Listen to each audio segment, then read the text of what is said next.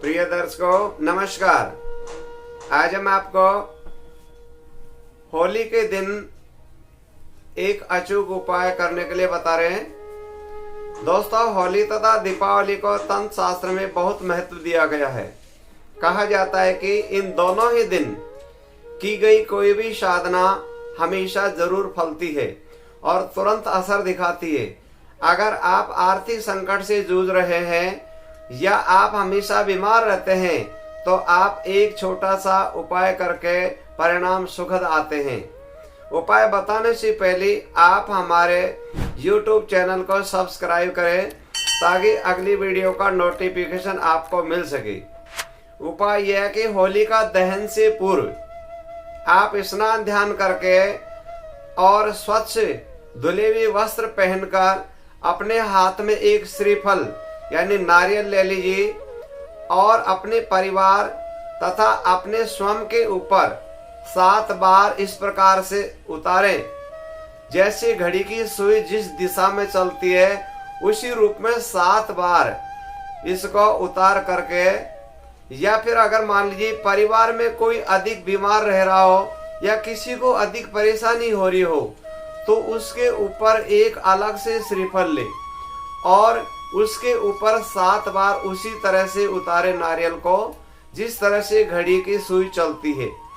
फिर आप 7 बार उस नारियल को उतार कर अपने इष्ट देवता का ध्यान करके अपनी समस्या को उन्हें बताकर श्रीफल होलिका में डाल दे और होलिका की 7 परिक्रमा करके परेशानी दूर करने की प्रार्थना करे और अपने परिवार के लिए स्वास्थ्य, यश, दीर्घायु, सम्मान, धन और लाभ आदि की कामना करे।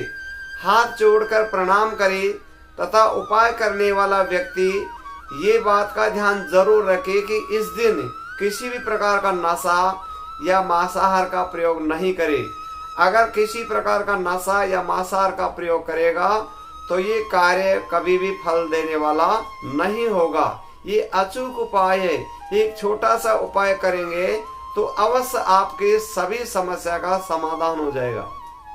उपाय नंबर 2 है, जिस स्थान पर होलिका जलने वाली हो उस स्थान पर आप गड्ढा खोदकर अपने मध्यम उंगली के लिए बनने वाले छल्ले की मात्रा के समान चांदी, पीतल, लोहा आदि लेकर के दबा दे, उस मिट्टी से ढक दे और उसके ऊपर लाल गुलाल से स्वस्ति वाचन यानी सात्या बना दे तथा आप होलिका पूजने को जाए।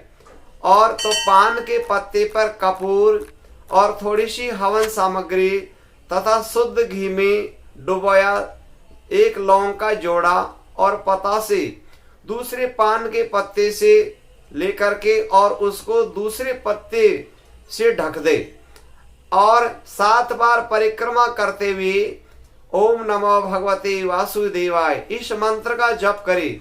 परिक्रमा समापन होने पर आप सारी सामग्री होलिका में अर्पित कर दे और पूजन के बाद प्रणाम करके घर वापस लौट आए। अगले दिन प्रातः काल पान के पत्ते पर वाली नई सामग्री सारी ले जाकर के पुनः यही प्रार्थना होलिका से करे। जो धातुएं आपने दबाई है उनको निकाल लाए।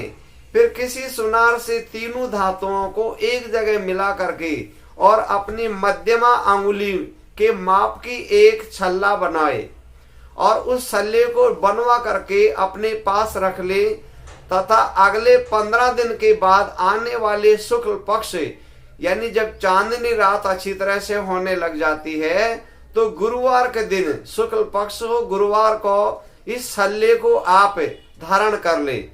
जब तक ये छल्ला आपके हाथ में रहेगा तब तक कभी भी आप आर्थिक संकट से नहीं आएंगे और यह एक अचूक उपाय है। आपको धन धान्य की वृद्धि होगी। किसी प्रकार से आप बीमार हो रहे हैं तो आपकी सारी बीमारी दूर हो जाएंगी।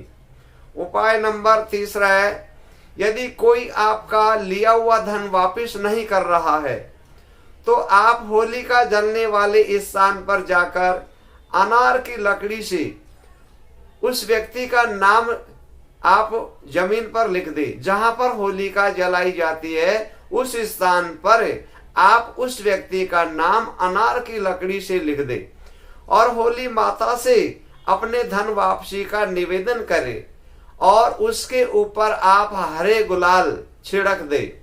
यानी जो आपने नाम लिखा था, जिसको आपने पैसा दे रखा था, उसका नाम के ऊपर आप हरी गुलाल छिड़क दीजिए, डाल दीजिए और इस उपाय से आपका धन मिल जाएगा। यह भी एक अचूक उपाय है। अतः होली और दीपावली को जो भी इस प्रकार का तंत्र शास्त्र को करता है वो अपने जीवन में कभी भी संकट से ग्रसित नहीं होता है। नमस्कार।